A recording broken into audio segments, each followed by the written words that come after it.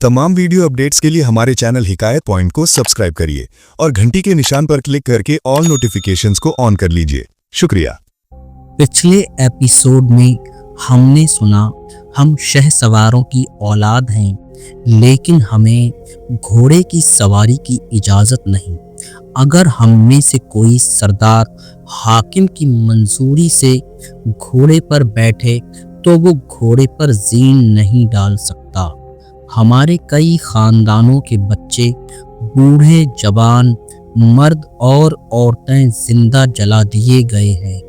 हमने राजा के खिलाफ ये जंग शुरू कर रखी है कि जहां हमारा हाथ पड़ जाता है वहां हम लूट मार करते हैं।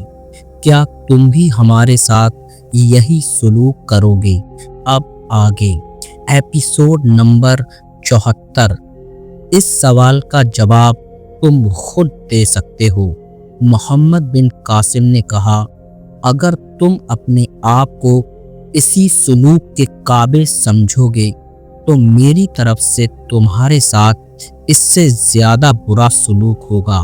मुझे अरब से हुक्म आया है कि जो सरकशी, बगावत और बदअमनी फैलाते हैं उन्हें कत्ल कर दिया जाए, और जो पुरअमन तरीके से ज़िंदगी बसर करने वाले हैं उन्हें पूरी इज्जत दी जाए और उनसे इतना ही जुजिया लिया जाए जो वो आसानी से अदा कर सकें।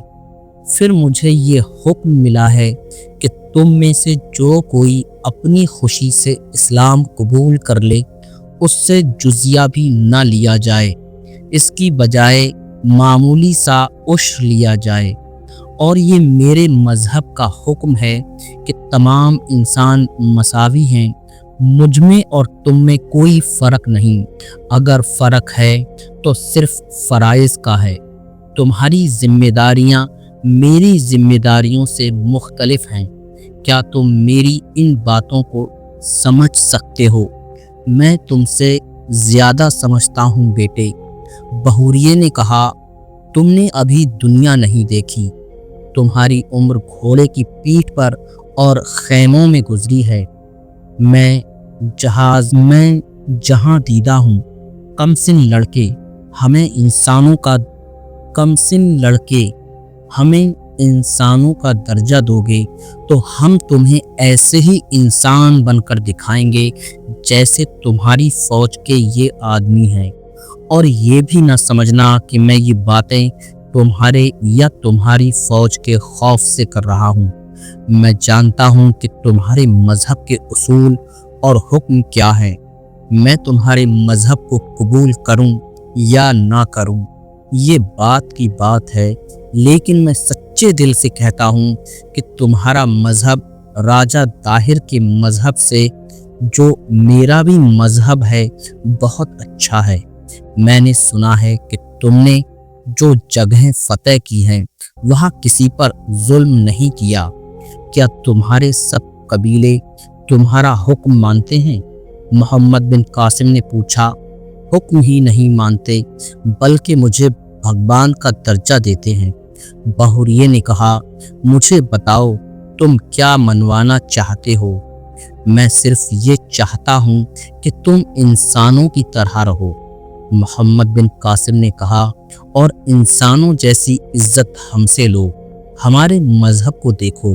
अगर मेरा कोई हाकिम या सिपाही किसी के साथ ज़्यादती करे तो उसकी शिकायत करो, उसे वही सज़ा मिलेगी जो राजा दाहिर तुम्हें देता रहा है। फिर सुन ले ए अरबी, बहूरिये ने कहा, आज से हम वैसे ही इंसान बन गए हैं जैसे तुम कह रहे हो, और हमने तुम्हारी इताअत कबूल की।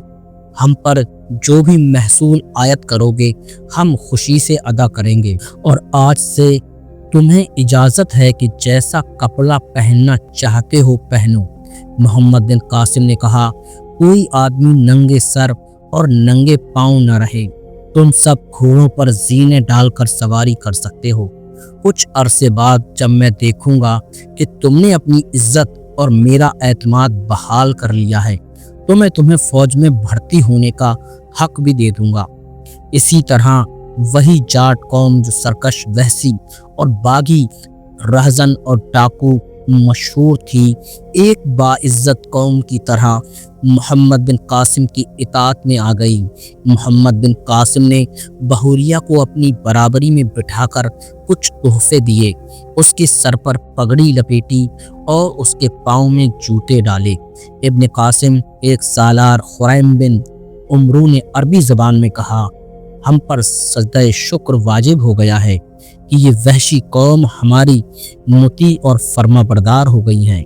چچ نامہ فارسی میں لکھا ہے کہ محمد بن قاسم ہنس پڑا اور بولا، اے ابن عمرو، اگر تو سجدہ شکر کو واجب سمجھتا ہے تو میں تجھ ہی کو اس علاقے کا حاکم مقرر کرتا ہوں۔ بحوریوں کو رخصت کرنے کے لیے جب سب خیمے سے نکلے تو جو جاٹ باہر کھڑے تھے وہ ڈھول بجا کر اپنا ایک مخصوص ناچ ناچنے لگے۔ جب وہ ناچ چکے تو خریم بن عمرو نے اپنی جیب سے انہیں 20 دینار بطور انعام دیے۔ محمد بن قاسم کے ذہن سے بہت بڑا بوجھ اتر گیا اور اس نے وہاں سے کوچ کیا۔ آگے والا علاقہ بھی جاٹوں کا تھا۔ یہ جاٹوں کے 2 قبیلے تھے، ایک لاخا اور ایک سما کے علاوہ ایک چھوٹا سا قبیلہ سہتا بھی تھا۔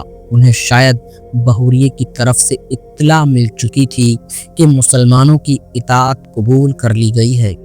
یہ لوگ بھی ننگے پاؤں اور ننگے سر دوڑے آئے اور انہوں نے بھی اطاعت قبول کر لی، اور محمد بن قاسم نے ان کے سرداروں کو بلا کر اعلان کیا کہ وہ اچھے کپڑے پہن سکتے ہیں اور وہ تمام مراعات جو اس نے بحوریہ کو بتائی تھیں ان کو بھی حاصل ہوں گی۔ عرب کے مجاہدین کی ایک کٹھن منزل قریب آ گئی تھی۔ یہ تھا اروڑ، جو راجہ طاہر کی راجدھانی تھی۔ محمد بن قاسم نے اپنے جو جاسوس اور دیکھ بھال کے لیے دیگر آدمی آگے بھیج رکھے تھے ان سب کو بلایا اور ان کی معلومات کے مطابق نقشہ تیار کیا۔ بتایا گیا کہ راجہ طاہر کے ایک بیٹے گوپی نے اروڑ کو اپنا دارالحکومت بنا رکھا ہے۔ یہ بھی بتایا گیا کہ گوپی کے سامنے کسی کو یہ کہنے کی جرات نہیں ہوتی کہ راجہ طاہر مارا جا چکا ہے۔ محمد بن قاسم نے اروڑ کا رخ کیا۔ غروب آفتاب کے وقت ایک مقام پر جا رکا۔ اروڑ سے تقریباً 1 میل کے فاصلے پر تھا اور وہیں خیمے گاڑ دیے۔ اروڑ کو محاصرے میں لینے سے پہلے محمد بن قاسم نے خیمہ گاہ میں بڑی اجلت سے ایک مسجد تعمیر کروائی، اور جو پہلا جمعہ آیا اس نے جمعے کا خطبہ دیا۔ اس کی فوراً بعد قلعے کا محاصرہ کر لیا گیا۔ شہر کے اندر افراتفری بپا ہو گئی۔ مسلمانوں کی دہشت پہلے ہی اس شہر میں پہنچی ہوئی تھی۔